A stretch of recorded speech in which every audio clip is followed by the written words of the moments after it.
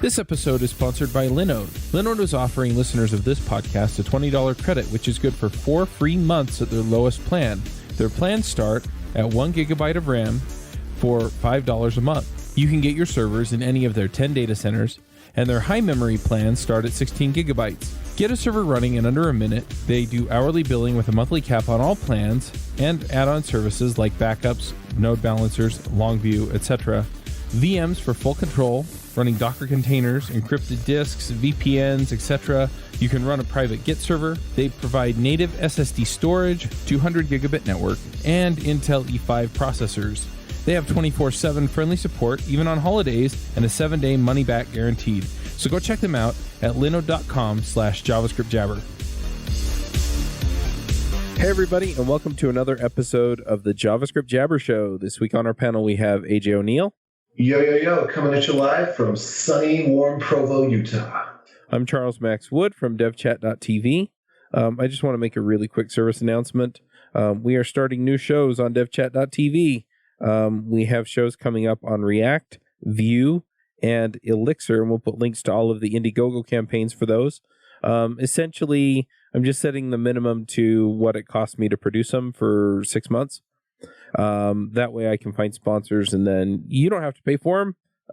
The sponsors can pay for them. So anyway, just tossing that out there.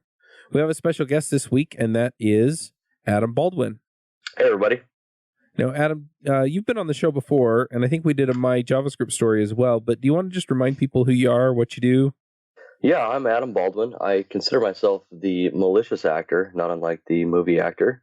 I do mainly security-related work. So I run the Node Security Project, which I should say I run the Node Security Platform because we donated the Node Security Project and its data to the Node Foundation.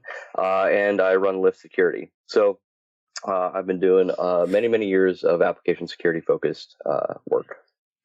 Nice. Now, do you want to give us kind of the 2-minute elevator pitch for the Node Security Project or platform? Yeah, that gets a little confusing between the two, but we can go with either.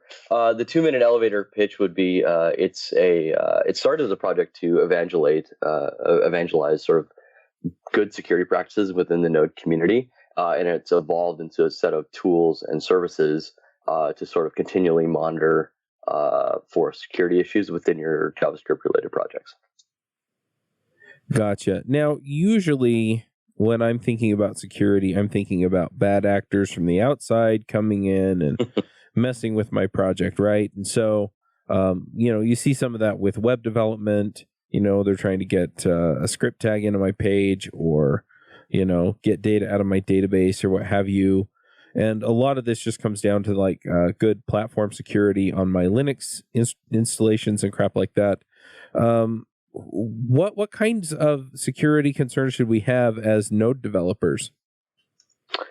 So as Node developers or JavaScript developers, we have the same security concerns in general. So the same things which you sort of related to, which like SQL injection, right? If you're having to use a SQL platform, you have to worry about SQL injection. If you're using the web, you have to worry about content injection or cross-site scripting, such as you related as well. Or if you're using a NoSQL database like Mongo, with the Express platform specifically, you have to that combination there. You have to worry about like NoSQL injection, right? Where you can make complex queries and things like that. Now, we have to worry about all those same things as sort of like all the other platforms and languages sort of have to deal with. And we have an additional sort of thing to worry about. And it's not unlike other platforms such as Ruby with Ruby Gems or Python with PyPy. We also have NPM, right? We have NPM, we have this registry. However, our dependency trees tend to be deeper than most other platforms, right? We have this concept of small sort of composable modules in the Node ecosystem. So what that means is you're bringing in a lot of third-party code, which is, again, not unlike other platforms. You're bringing in a lot of other authors as well. And so, something that we have to worry about is that you not only bring with you their sort of maybe good or bad code as those dependencies. We bring with with those modules or with those actors or those authors, you bring with their security habits or lack of security habits, which could mean that they don't use good passwords to secure their account on NPM, right? Which is probably not the case, which is probably the case as well for other registries as well. But because you have just that many more, that surface area is much larger, say with Node. Interesting. So are you evaluating things across NPM, or, are you doing other things in the Node community as well? So for Node Security Platform, we focus, if it's inside of NPM, it's within scope. That's sort of our guideline, right? So if it's hosted inside of NPM, that kind of becomes our problem. And we look for all kinds of stuff, not only if we're just auditing sort of like the top 100 for, sort of like those known problems, which you kind of alluded to. But also we look through the registry for things that people may have leaked. We've seen a lot of breaches in the news recently of like large scale, like customer data dumps and things like that related to leaked Amazon keys, S3 keys. Wow. Yeah. And we find a lot of those in the registry. Now, if somebody has their Amazon key in their repo in the registry, aren't they compromising their own security and not necessarily mine? Yeah, that you're right. We kind of crossed the line there, but you are in fact correct. Like if they do happen to leak something in with their module, they're impacting their environment. One interesting aspect of that, though, is that we found keys that were leaked in somebody's personal module that was a token for a company. And so organizations, that's something that they should be keeping sort of track of is what keys and credentials are out there where, and I won't name particular companies, but they're companies that paid out bounties for these tokens being revealed to them. And they were accessing like internal company data. They were keys to the kingdom type tokens, right? Wow. So what does the Node security platform do for me? I mean, usually when I'm doing NPM or Node stuff, it's NPM install. It pulls down a whole bunch of stuff that I don't really pay much attention to, and then I'm just being honest, right? And I think a lot of people are this way. And then I'm off to the races. I don't even think twice about, oh, gee, somebody might have something in here that completely compromises my system.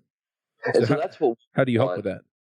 That's what we want to make easy for you. So while we're not part of the NPM install process, after you've done that NPM install, or even before you've done that NPM install, as long as you have a package JSON or a shrink wrap or a package lock file, depending on the combination of those three, and we also support Yarn lock through like a preprocessor type thing. But for those files, you basically run NSP checks. So if you're just using the open source CLI, you can install the NSP tool. So npm install NSP-G, or you can use the wonderful NPX tool from NPM. NPX NSP, and then check. And then if you run that inside of your project directory, it's going to send your package, JSON, etc., up to our API. And we're going to blow up the entire dependency tree for that moment in time. We're going to instantly sort of like create that dependency tree. And then we're going to look through the entire tree looking for, is there any package in there that matches something in our database? If there is, it just gives you a report on your command line, which sort of like, here's sort of the details. You can look at sort of like, oh, you need to upgrade to version, 1.01 or whatever. Right. And so that kind of gives you, you can plug that into your CLI process because there's sort of like command line arguments that you can, if it's, if you see a warning, break your build, or if you see a warning and it's, above this severity, break the build. You can do those things with the command line CLI. Now, the other half of it, which is the commercial sort of service side, is the nodesecurity.io service, which hooks into your Git repo, which has Git hooks to when you have a new PR come in, it'll auto test it. Or every night, so if we publish new advisories overnight, or if you have a repository that's sort of sitting stale and not being touched, so there's no PRs coming into it, we'll continue to check those sort of on a nightly basis and have a web UI around that, as well as sort of Slack hooks and email hooks for notification. So why continue to check it every night if you're not getting PRs and stuff? Because bit rot is real. Bit rot? Bit rot is real. That sounds like the name of a band. I've got a little bit rot on the heel of my foot. Man, have you heard? It's you heard weird. The latest album by Bit Rot? Digital things sort of, atrophy, right? Over time, they stay still, but the ecosystem sort of around them evolves. And so let's say you have a project that depends on, say, Express, and it's been working great for you. And you put the service out into production and you haven't touched it, in a half a year. And all of a sudden some researcher comes along and decides to look at Express or maybe one of its submodules and finds a vulnerability. And we update our advisories. Well, if we don't sort of continually check, you'd never then know that was a thing out in your environment. So we want to sort of like put that in front of you that, hey, this might be a thing that you care about on this service that maybe you're running over here. So. Gotcha. Okay. So what about how often do repos need to be checked to be effectively watched? Is it really like every day? It really depends. I think last year, New Year's Eve, I published 144 new advisories, which I was just kind of bored on New Year's, but and I was sick of sort of trickling them out there, so we just put them out there. But most, really, there's new advisories every few days or every week, right? Like we just do it at a nightly basis because that's a nice cadence. But it's automated. It happens in the background. You don't actually have to do anything. So the computer does it for us. It does our bidding for us. Okay. So sorry, I joined the call a little bit late, but did you explain what advisories are? Nope. So yeah, I just kind of assumed. Well, that's fun. So an advisory is just simply it does that. It sort of advises you on a situation. So it says, here's a situation with a module that we think is impacting to this sort of level of severity. Here's the details of why it's impacting and sort of like what the vulnerability is, like what situation is it creating, and then what can you do, right? Should you update? Is there absolutely nothing you can do? It tries to give you enough information that you can make sort of some actionable decision within your code base, right? Are you vulnerable? Should you ignore it? Those kind of things. Now, is there a convenient way to stay on top of these? Because I can imagine that, again, I just npm install and I don't really think much about it. But, if there is a package out there that I'm using that I should be aware of, is there like a feed or something somewhere that, I can see these things kind of float by and go, oh, I'm actually using that package. I better go check it out. So if you do sign up for nodesecurity.io, you can get advisories for every one that comes out, and you can hook into Slack or get an email. Everyone loves email. More email, Oh, the yeah. better. I'm kidding. We don't have an RSS feed. I broke it years ago and I've never fixed it. And we don't stream it out to Twitter. We do have at nodesecurity.io/advisories. It is there. We do, however, recommend that you just plug those tools in to let the tools handle it. So again, if you have Travis or Circle CI or something, you just put that NSP check as part of your build and have it maybe throw up a warning, maybe not have it break the build, but then you're at least going to be alerted. And you don't have to remember as a developer to do a thing. Like you already have to npm install. Like don't have to remember to like just run this other tool, right? So right. I suggest just hooking it up as part of your process. So how do you get that installed in your project so you can run it as part of your continuous integration? So however you would normally sort of do your npm install process as part of Travis, so it'd be part of Travis or Circle or whatever your CI is of choice. They're going to have that sort of manifest of commands to run, and NSP check is going to be simply one of those. You'd install it as a dev dependency, and then you'd just run NSP check as that. And if you use the the nodesecurity.io service, it would be just a, auth with, link your GitHub account and then click the repositories you want to hook it to. One other thing that just related to that, I know a lot of our listeners use NPM not because they're using Node on the back end of their web applications, but because they're pulling in packages on the front end and then they're using another system. For example, I do Ruby on Rails on most of my projects. And, Right. So I pull in the packages and then I tell Rails Asset Pipeline to pick up those files and do the build and things like that. Or I'll have Webpack, do the build that way. And so even though I'm not using Node, it just runs off of the package .json and the package lock file, and we'll just pick that up anyway, right? Yeah, as long as you have that package JSON file, and so your build pipeline uses whatever it gets from there, which is coming from the NPM registry, right? So as long as you have that package JSON, NSP would still be able to consume that and tell you. Nice. All right, so have we already discussed the differences between this and like GitHub's new security service, and even just talked about GitHub's like security notifications and service and what that is? No, so it's very similar in terms of a lot of their data is going to come from scraping CVEs, advisories, which we're generating and providing that data up into the CVE ecosystem, right? So a lot of that's going to be consumed from what we're doing. Differentiating is it's built into GitHub, right? So there's that thing. But the one thing that's missing that I think is really important, and that we have built as part of the nodesecurity.io platform, we don't have it as part of the NSP CLI. It's sort of the action, like you can take action. So you can, within the UI of the nodesecurity.io tool, and this is available with another tool called Sneak as well. You can actually apply, and you can say, I want to submit a PR to bump this dependency, which will address that vulnerability. So there's immediate sort of actionable thing that I can do. And so that's about the extent of where I think that the GitHub tooling sort of falls down. And I don't want to belittle their efforts, because I think anytime we can get security data out and in front of developers, as long as it's not just noise, because what we don't want alert fatigue, right?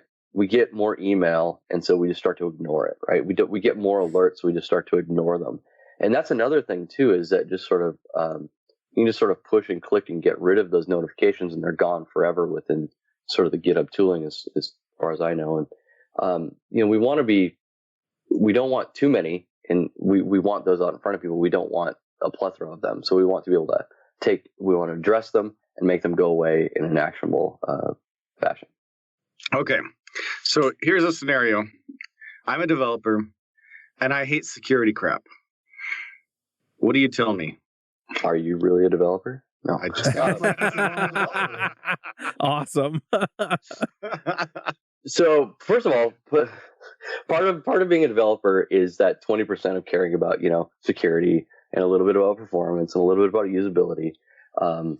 So I was too busy making jokes. Restate your question. Well, so the point is, if I'm a developer and every time people talk about security, I sort of just roll my eyes, because what I want to do is just build code, right? And I think this is a relatively common perception, right? Like, what are things that you can either tell another developer who is like that, if you're a developer who really cares, or if you're the guy here on the show saying, listen, and there's a whole bunch of developers listening to this, and the only reason they are is because they're on their commute and they ran out of other podcasts, and so now they have to listen to the security episode, right?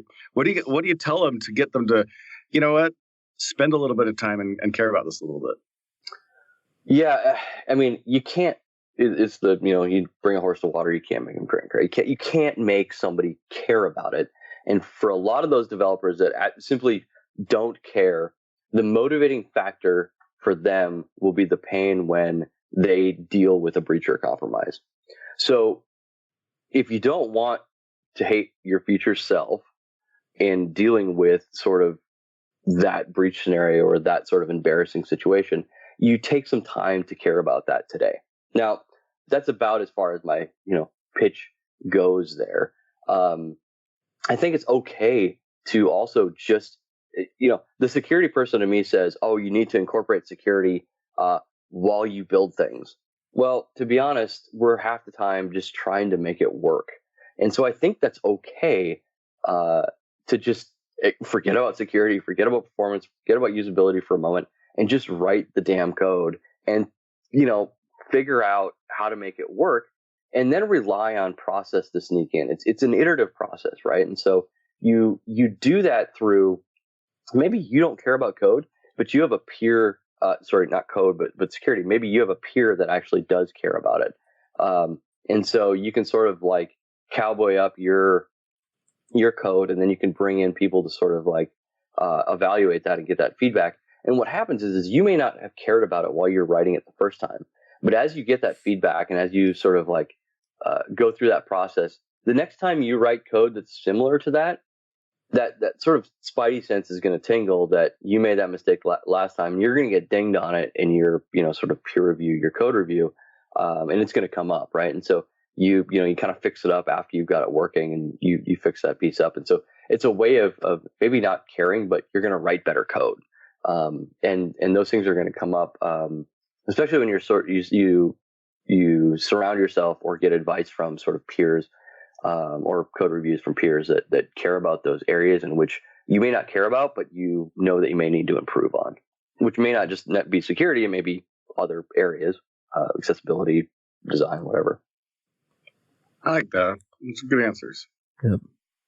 So let's say that I add this CLI component, and I'm assuming I can just npm install something, and it gives me you said you added as a dev dependency, but yeah, it gives me a command line tool that I can run in my CI, et cetera, and it tells me when there's a vulnerability in one of my packages that I'm using or one of their dependencies.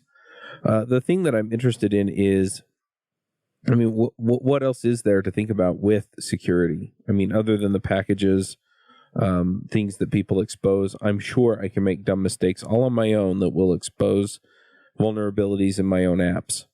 Oh yeah. Yeah, I mean, known vulnerabilities in packages is a very baseline, sort of thinking, right? So like I'll start over. So in terms of security, there's no reaching a destination. A good way to think about security is like walking up an escalator backwards. So if you stop, where do you end up?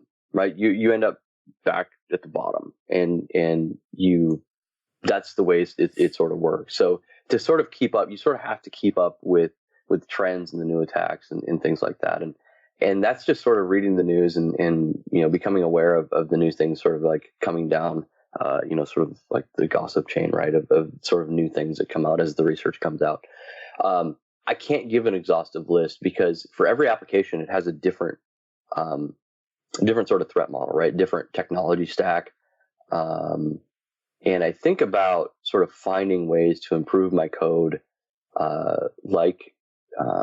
I always think about it as like watching my kids learn. They have no preconceived notions about how the systems in my house work, right? They know that the candy's in the cupboard, and if they want it, they're going to figure out how to get past the childproof lock, right? They start out by just sort of like, banging on the cupboard and like pulling on it. But they observe and they learn, and soon enough they know to push. Well, we get into it by pushing this, sort of latch to something. We reach our hand in, and we, and so they sort of observe and learn that way. And then pretty soon they learn that, I can push that down, I can open the cupboard, and I can get to it.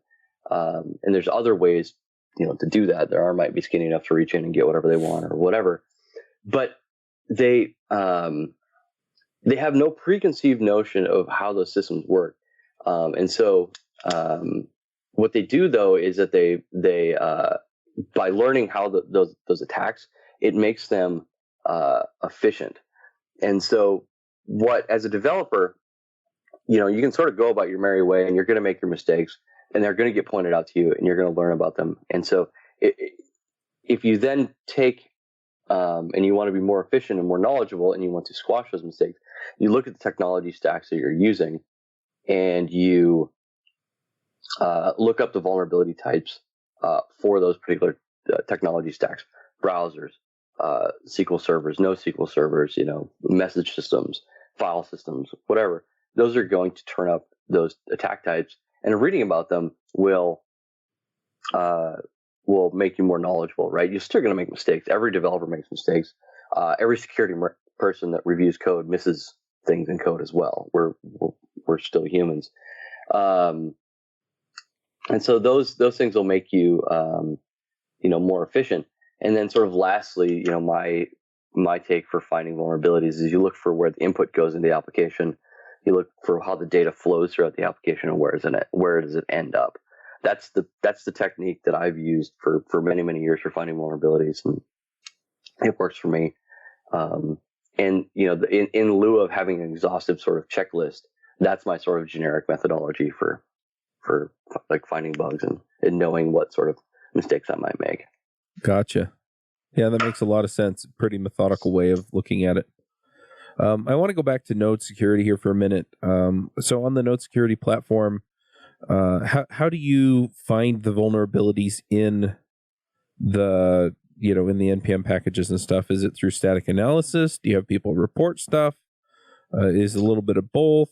Are you just really, really smart and you have an intuitive grasp of where these things are going to show up? It's a little bit of all of those. We get a lot of reports about vulnerabilities from the community. So either those are security researchers that are at companies that, my company just adopted Node and now I want to, now we're auditing all these things and we found these things. So, here's a couple of vulnerabilities. We scrape GitHub issues and look through those for, security related material, trying to find things that were publicly reported and then not reported to us. A lot of package maintainers self-disclose them. We really like that when a maintainer they find something or somebody reports something to them, they fix it, then they just report it up the chain to us, which helps out the community quite a bit. And then we do our own research, which is a significant portion of the vulnerabilities in the database are just experiments that we've tried. We find one pattern, and this goes back to sort of static analysis. We find one pattern like child process.exec, user input into child process.exec. We've built the tooling to be able to take a pattern like that and just run it across the 3 million tarballs in the registry, and then just to, dump out a report, and then from there it's human intuition. It's going down through those and sort of picking out, which ones look juicy, right? And that comes from just years of auditing and intuition, but it follows that practice of, well, if this child process.exec call has a variable in it, but that variable never comes from a user provided input, it's not going to be vulnerable. So you just sort of like pick up those patterns. It's a little bit of all those is where we source things. And when you find a vulnerability, what do you do? Because in a lot of cases, it's reckless if you find a vulnerability that nobody knew about, a 0-day, to disclose it publicly without giving the maintainer or developer a chance to fix it. Yep. So if we find it, my personal practice is to email the maintainer. If the maintainer doesn't respond in a week, try to email them again. Right? They're people with jobs. This is open source. They may not have got the email. Give them the benefit of the doubt. Right? Hit them up. Sometimes I'll ping them on Twitter just to see, do they have any interest in doing this? Some maintainers will just say, well, open an issue, because they know that their module may be not that important, and the vulnerability isn't that severe. And right. So it's just open an issue and, let the community hash it out. And that's an acceptable thing for some modules of some importance, with some severity of advisory or vulnerability. For other things, if we reported it, or say somebody reported it to us and those sort of things go unfixed, we have a 45-day window, which is at our discretion. So if we feel that it's not that impacting and, it hasn't been fixed, we'll just publish an advisory. And usually what we see, what happens is that we publish those, it pops up in somebody's, alert through their, the continuous monitoring through node security, and then an issue gets opened and it gets fixed. And so that's usually what happens. And there's some that we have found and that we're currently sitting on that haven't been fixed. The authors haven't responded on, that it's of a significant high severity for a very large percentage of the ecosystem, that we will try to work with companies that rely on these modules or these stacks. We'll try to reach out to them. In the past, we've had Nearform has had some of their employees help out fixing, some regular expression denial service vulnerabilities in a module. And so we'll reach out to those companies and try to get them to donate some resources to just maybe fix it up if they can. That way we're not going to be dropping this, sort of high severity thing onto the wild. Not all researchers share our wanting to do sort of cooperative, or coordinated disclosure. And so what happens is they'll get antsy and they'll, write a blog post or, a paper or something and drop it out there. Or they'll just open issues themselves, no matter the severity, just to get their sort of, ego going.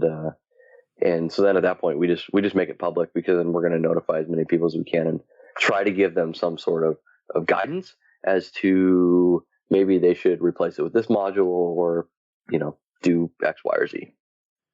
For you, the listeners of JavaScript Jabber, Loot Crate is offering an opportunity to save 10% on any new subscription at lootcrate.com.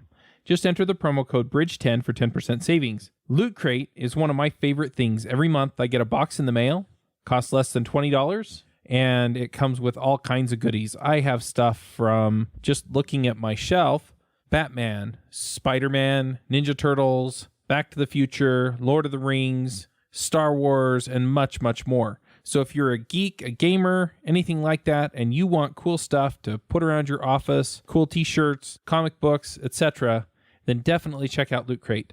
To save 10% on your new subscription, go to lootcrate.com/Ruby. Again, that's lootcrate.com/Ruby to save 10% on any new subscription. Enter the promo code BRIDGE10 for 10% savings. Makes sense, and I think we all appreciate that you try and be responsible about how those get disclosed to minimize the negative impact. It's quite a bit of work. I'm sure. Communication can be quite a bit of work, and we're a small team, so sometimes we fall behind, and we get some flack for that. But well, it's still the open source ecosystem. I'm guessing you're probably not getting paid for the time you put into this. So no, the platform brings in a little bit of cash to pay for its hosting, and that's about it. But so what about NPM? We have some notes here that you prepared for us. And, so you mentioned two-factor authentication for NPM and things like that. And it's another thing that I don't think we really think about, and that is the security of the actual package system, where, I don't want somebody going in and, having modified Lodash so that it sends up whatever information, I pass through it or something like that. So, how do they protect us on that end so that somebody can't go in and do something malicious? Yeah, we've had a good relationship with NPM over the last, it's been probably 5 years now since five or more years since I've reported the first vulnerabilities to Isaac, back before NPM Inc. wasn't even a thing. And then since they've gotten funding and had the ability to sort of, hire us, on the Lyft security side, we do penetration testing, security audits. And so one of the things there is that we've had the pleasure sort of helping them along with doing audits and finding vulnerabilities and fixing those things. So that's one way that we've helped protect there. The other way, so just some of the security features that they're adding, right? Which they already have, they check integrity. The installer checks, SHA integrity. They're moving to a sort of a variable integrity system where, as they update or change, complexity for hashes, they're moving from SHA-1 to SHA-256, which is great. So the integrity gets checked there. And they've also added then two-factor authentication this year, which is a huge win, considering there are a number of people which choose to use weak passwords and do so on very popular projects, right? Or maybe a dependency of a very popular project. The challenge there is getting people to turn it on now, which we need to do, right? So we've been urging people to turn it on whenever we can. It doesn't really get in your way. You can turn it on for just authenticating, or you can turn it on for publishing as well. So, any package author, I think, should have that enabled, just to prevent, tampering of your modules. Totally agree. One other thing that I'm seeing in here is typo squatting and malicious packages. Oh, yeah. And that was another thing that, again, I just hadn't thought about. But, I mean, I fat finger stuff. And so, yeah, what if I go install ol dash instead of low dash, right? And then I get something I didn't really want. Yeah, so that's the thing that on the registry that gets the biggest sort of bad rap is install scripts. So when you install an NPM package, there are these, post install scripts and install scripts that run. They're just shell scripts, right? They'll execute whatever commands you want, and they get bad raps all the time, right? Oh my gosh, anybody can publish a module. The challenge is that you have to get somebody to install that module, right? You can publish any garbage piece of code to NPM. You have to get somebody to install it, right? And so this is where typo squatting comes in. So if somebody actually, the two ways to get malicious code installed, right, is through either compromising somebody's account is one good way, and then of course typo squatting. So typo squatting meaning that you fat fingered somehow, like you said, ol dash or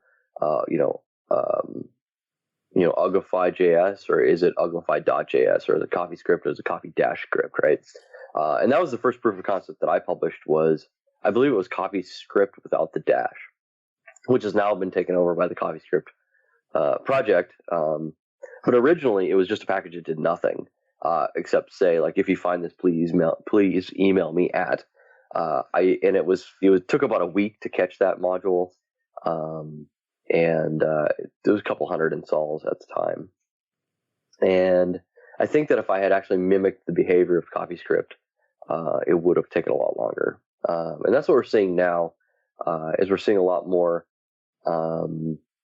packages. The latest trend is installing CryptoCoin miners, so mining like Monero or something else.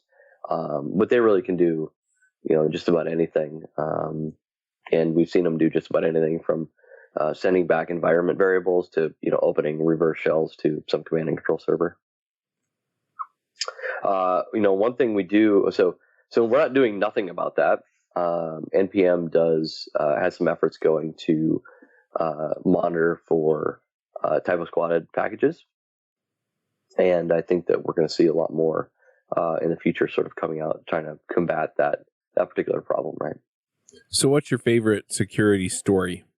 What's your what's kind of the dumbest or silliest or funniest or scariest thing that you've seen working on this project? Oh, well, that's an interesting one. I think, the ones that I've really been interested lately is the typo squatting, being able to detect the one that I'm interested in the most is the typo squatting. Particularly is a package that I install going to do something nefarious, and being able to detect that, and right, that's a halting problem, hard, but it's a really fun one to work on, right? We built a lot of tooling around being able to analyze. So what we do right now is we take a module, we install it within a Docker container, we instrument that Docker container, we record every single system call that's made, and then we apply sort of just like pattern logic to those system calls to say, why did npm install script make a connection out to some host that's not GitHub or Fastly, which is an NPM, right? And be able to detect like, oh, well, that's and then to be able to look at the data that it actually sent over that chain, right? Or why did that process read the NPM RC and it wasn't NPM, right? And be able to detect those things for very quick turnaround on sort of malicious code within the registry. So that's been fun for me. I think, the silliest things, got to be, individuals using bad passwords. And then, when you reset their credentials, they set it back to their bad password. I hate to shame people, but we have to step up and take a little bit more responsibility for our role within the open source ecosystem, especially if you're publishing as an author. And then, of course, just the vast amount of leaked data that I've found within the registry, anywhere from NPM install tokens, which we have a system with NPM to invalidate almost immediately now. So we can send those to NPM and have them invalidated and have a communication sent to the module author, which is great because that can happen right away. And then we also found everything from GitHub credentials to Amazon S3 buckets, and those were GitHub tokens for GitHub employees. No way. S3 buckets. Yeah, they paid a bounty on that one. I guess I'll tell the story on that one. They did pay a bounty on that one. So they paid 2 bounties on those. One was for a GitHub token for a GitHub employee, which gave access to internal repositories. And then the other one was the NPM RC token for the Electron app. So the NPM auth token that gave me access to basically publish on top of Electron. So they bountied out for those, and I believe those were public. So, but API tokens for basically everything else under the sun, people commit. And then there's one really interesting one. Somebody published a typo squatted module that was I think it was a crypto coin miner, if I remember correctly. But they left in a swap file of a file that they were editing in process as they did an NPM publish. And what I don't think they knew is that swap file contains a host name as well as a username for the machine that they're working on. Oops. And so that was fun. Tracked them down on LinkedIn, but yeah. If you track them down, is there anything you can do? I don't know. I didn't send them anything, but I found the person. I'm pretty sure it was them. But I mean, we got rid of their stuff, and I don't think that they meant. I think we could probably take it further, but there's nothing really I can do. Yeah, there's been a lot of things over the years, and I think that NPM as a whole is taking the concern of the community and the safety and the integrity of what they're serving, fairly seriously.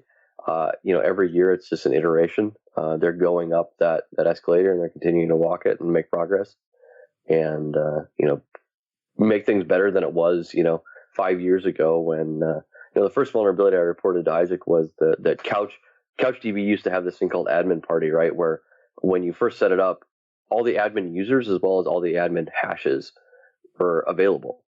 And so while the passwords were hashed, I think they were a SHA format. You could just put them into a password cracker, right, and guess them. And so that was kind of the first vulnerability that we ever reported to Isaac, and then that got buttoned down, and that sort of like started this ongoing trend of just sort of like finding issues and improving them over time.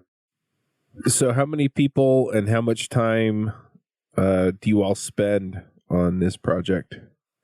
Well, yeah, it's kind of a balance. We run a consulting company, Lift Security, along, which basically funds all those efforts. So anytime we're not doing client work, we're working on that, as well as it's my hobby. So basically all the time. There's 3 of us that are on the team. And then there's been countless people over the years that have sort of helped, champion things. Stephen Rivas did, a bunch of design for us early on, right, for our website. And, Michael Rogers and Daniel Shaw were, huge sort of supporters, and the list kind of there's quite a long list that I couldn't name through, but there's been lots of support from the community for whether that's just finding things and reporting things, or just sort of evangelizing by having us on a podcast and talking about security. So it's been way more than just us. The reason why we don't have a larger sort of ecosystem group of people is that I think security in open source and in open source in general is different.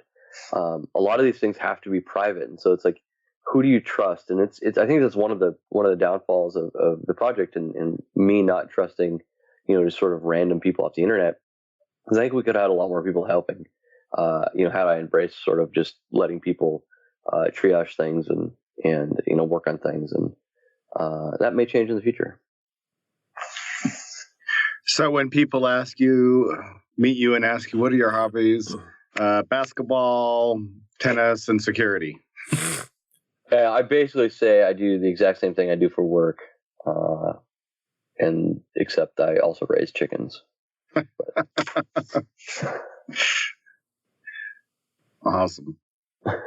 How long have you been passionate about this, and has this been a hobby of yours? Oh man, the Node stuff has been going on since 2002, 2003. Yeah, really forever ago. when Node first. Has it been that long? It hasn't been that long, has it? I don't know. No. 6 years. 6 years or so. 6-7 years maybe. But security has been a hobby. I got into security when I was 15. I got in trouble for doing something stupid, and now we need to hear something non-specific and stupid. To hear the story. I can tell the story. Yeah. When I was 15, I grew up in a small town of 1,300 people, and it was a farming community and nothing to do. And we had a bulletin board system, and I was, I could either go help on the farm, or I could sit and play with this computer that my grandpa gave me. Well, of course I'd do that. And I had an account on this BBS, and of course my friends wanted access to the content that they didn't have access to, and so basically just brute forced passwords until I got the administrator's password. Wasn't very sophisticated. It was basically just a lot of typing, and not really a lot of smart attacking. But it was their birthday, so that helped. And I talked too much, right? I was a 15-year-old kid, and a town of 1,300 people. Everyone already knows what everyone's doing, right? And so as soon as you open your mouth, the entire town knows. And so I opened my mouth and got in trouble, with what I thought would be in trouble with the sysop, right? Was what we called the administrator at the time, right? The sysop or the BBS, and instead he kind of talked to me about sort of ethics and responsibility and things like that, and instead sort of gave me an opportunity to have a job working for his little computer shop. Well, he was the local sort of county IT person that fixed computers and whatever. So after school, then I got my first job at 15 by having done this stupid thing, which I don't know if it was a good idea to sort of reward that. But anyway, he gave me the outlet to learn programming. He taught me Visual Basic. He taught me a little bit of C. He taught me reverse engineering. I remember removing the neg screen from NeoPaint using Soft Ice Debugger, right? That was something he taught me how to do. And so I got my start into that curiosity, but also doing so in a constructive manner through Jim. So he gave me that opportunity, and we don't have time for the longer story. I wrote a blog post about it, but turns out that mentorship basically has impacted every single step of my career, and to where I am today. And so it's been a pretty wild ride, but yeah. That's cool. Yep. I love hearing the stories. Yeah. So speaking of stories, I know that you kind of gave some already, but any other interesting security stories you want to relate to us? I think we're kind of hitting towards the end of this, right, Chuck? Yeah. Yeah, there's always good stories. Unfortunately, all of the good ones that I really like to tell are under NDA. that I really don't want to risk breaching. So Can't change the names of the innocent or the guilty. Yeah, because you'd figure it out pretty fast if I gave any details. But yeah, maybe someday I'll get to tell those. So tell us just a little bit more about Lyft Security then. You said you do consulting on security. Wait a second. I got one question. Yes or no story. Did you read any of Hillary's emails that got deleted? No, I have better things to do. I have better things to do. I have so much email myself. I don't need to read other people's email. Although if you do get somebody's email, it's like the keys to the kingdom, right? Password resets go there. Yep. Right. Everything. It's turn two-factor on for your email. Okay, so Lyft. We'll just go right back to that. Lyft has been going on for about 5 years. We're the same team that runs the node security platform. We do security auditing of basically every technology under the sun. We do a lot of focused things under Node. But yeah, we do penetration testing and code review. We do a lot of stuff for the registry. We did testing for years and years for GitHub and many other names that you may recognize. We get to play the malicious actor, right? We get to. It doesn't look like what it looks like on TV, unfortunately. It doesn't look like if you go to HackerTyper, I think it's hackertyper.net. You go there and you start typing. It looks kind of like that. No, I'm just kidding. So we just do. If you ever want to, you go to a coffee shop, you just turn on HackerTyper, you just start mashing the keyboard, and then you just slam your computer shut and you go yes, and you just walk out. We just do penetration testing and consulting. Trying to surface those vulnerabilities for companies. Before somebody else finds them. Mm-hmm. Yeah, I'm curious now. You brought it up. It's not like what you see on TV, and it's so funny because I'll sit there with my wife and we'll be watching some show. I think lately the one that I see it the most on that we watch together is Blind Spot, and so they get on the computer and it's like, oh yeah, the other one's Criminal Minds, right?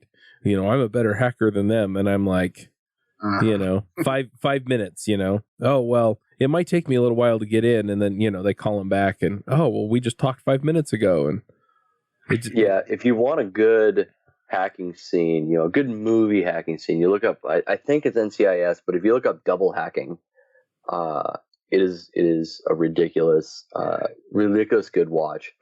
That's the one you can also find. I'm pretty sure the same one. You can find it if you look up Two Idiots, One Keyboard. Okay. Is that like that's one of my favorites? Is that like those YouTube videos where you have somebody playing the guitar and then somebody like reaches over their shoulder and starts playing the guitar too? It's pretty much the same thing. It's two people on one keyboard, because you're hacking twice as fast. Oh, right. My favorite's the swordfish scene when he's hacking. It's about the same. Yeah. It's so bad. I think the one that gets the most realistic points, the most recent show is Mr. Robot, right? The people that they have consulting, our peers in the industry, and the scenes where they're actually like cloning RFID badges and things like that. Those are real tools, right? Like I have the same tool in my closet, right? And they work, and we use, you can use them on physical pen tests and things like that, right? Like those tools work, and they're realistic. They're adapted for TV to shorten their lifespan, but they're pretty dang accurate. Yep. So one other thing that just kind of came to mind as we talked through all of this, I read Ghost in the Wires by Kevin Mitnick. And then we're also on Ruby Rogues. Next week, we're talking to somebody that focuses more on the vulnerability through the people involved in the project. And I'm curious, how much of your work is technical versus here's how you validate that the person asking you for something is somebody who should have access to that something. That's policy work. Yeah, that's kind of the process and policy work. I've done social engineering work in my past life, working for other companies. We don't do any of it at Lyft. There's lots of great companies that do that and focus on that. I kind of got out of it when I had a little old lady crying that she thought she was going to get fired because she gave me her credentials. So, it's pretty heartbreaking sometimes to deal with some of that because you're dealing with people, you're dealing with vulnerability. It makes people feel pretty crappy, and so you have to deliver your debriefs fairly well to make people feel good at the end of the day that you basically calm them. Now, a lot of that stuff too for like support practices and things, right? Like, you call into support, and those are policy things. A lot of times we'll just have discussions over that versus actually doing the testing. Is the support people following the support procedure? Which is funny. The one question that often gets asked a lot is like, please verify the last 4 digits of your billing, your card number. It's on the account. Have you ever noticed that that's printed on everything? Like it's printed on receipts you're going to throw away. It's printed on it's everywhere. But that's what they use for validation. I never have understood that, but whatever.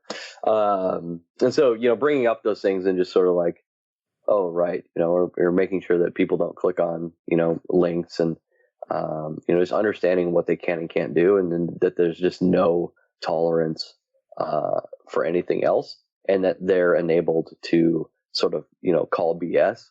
A lot of times support personnel, and those personnel, they're there to help. And so as soon as they, pull that sort of red flag, oftentimes they're sort of chastised for doing that, right? They're going to get, fired or something because the customer is sort of like, you're putting the customer first. And so, drawing that balance, we'll have discussions around some of that, but it's a pretty small amount of any of our collaborations. Cool. All right. Well, let's go ahead and do some picks. Do you run your own freelance business? Or maybe you're thinking about picking up some business on the side? Well, then you need FreshBooks. FreshBooks is the quickest and easiest way to get invoices out to your clients. It's easy to use. It works anywhere, available from any device, on the desktop, iPhone, iPad, Android, and all of your data is backed up and secure. And it makes it really easy to get organized and get paid. You'll be tracking time, logging expenses, and invoicing your clients in no time.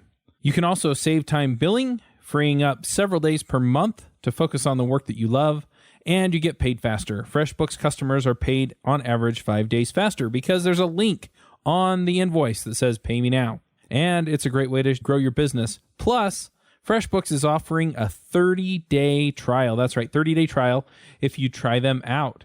So go to gofreshbooks.com/devchat and enter devchat in the How Did You Hear About Us section.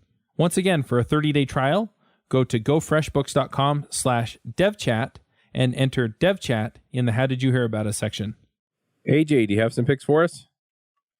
Well, first of all, I'm going to pick this episode because I thought it was great, even though I didn't ask a lot of questions. I'm a security enthusiast, and I really appreciated all that Adam had to say. So thank you, Adam.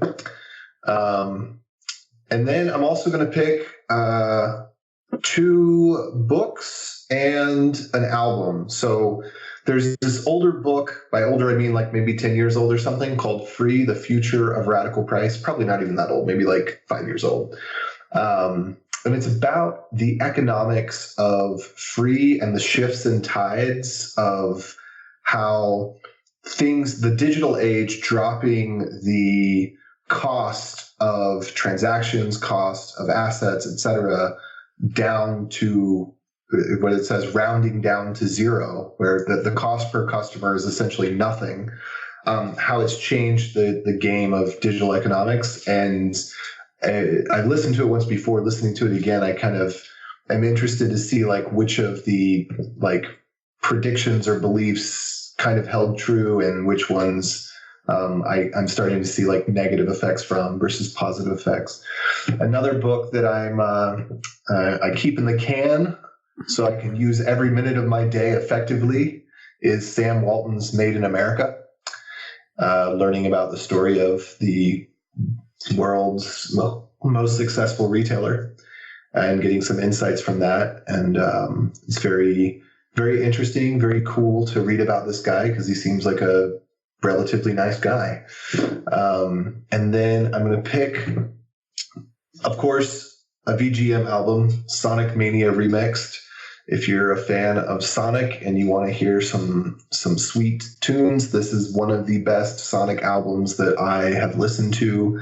I'd also put Hedgehog Heaven in there, but this one's new. So check that out. And those are my picks. Awesome. Joe, what are your picks? All right. So last night was the premiere of the Psych movie. Psych was a TV show on USA that was relatively popular, and they had the movie came out last night. We actually had a big party at my house. A bunch of people came over to watch it. It was great. Truly enjoyable. So if you are a Psych fan, I highly recommend that. If you're not, I highly recommend Psych. So that's my first pick. I would be remiss if I didn't pick NGConf, the big conference that I organized. It's happening in April, and if you're at all into Angular, tickets are still on sale. So head over and pick you up a ticket. And then I've been listening to an audiobook that has been interesting and pretty funny. I was hoping it would be a little bit more illuminating, but it's less illuminating than it is funny. It's a Dennis Leary called Why We Don't Suck. And he's kind of like railing against partisan politics, but it ends up being mostly semi-comical rant and less useful insight, but it's still pretty enjoyable. So it is really super adult. Do not listen to it in earshot of anybody younger than 30. But it has been pretty enjoyable. So Why We Don't Suck by Dennis Leary. And those are my picks. Awesome. My picks are going to be a little bit more gross, I guess. So last night I had an incident. Your nose. Yeah, it did involve my nose, as a matter of fact. So I was up sick most of the night, and I wound up getting some stuff in my sinuses that it was this burning sensation behind my eyes and all this stuff. Anyway, my wife has this little thing called a neti pot, and she got it when she had a sinus infection, and it just helped clear out her nasal passages and stuff. And so anyway, that actually helped alleviate a lot of the issues I was having. And so I'm going to pick it. Not my nose, the neti pot. And anyway, I don't want to go into too much detail because you all really don't need to know the details of how awful it was. But yeah, so neti pots are great. And then one other thing that I'm going to pick. So as I've worked through podcast production things and stuff like that, a few things that I have run across, and I really like Slack.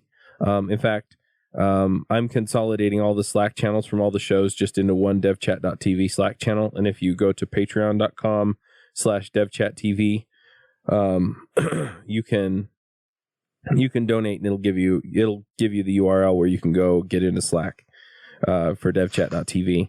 But for my team, Slack is kind of hit or miss in some ways.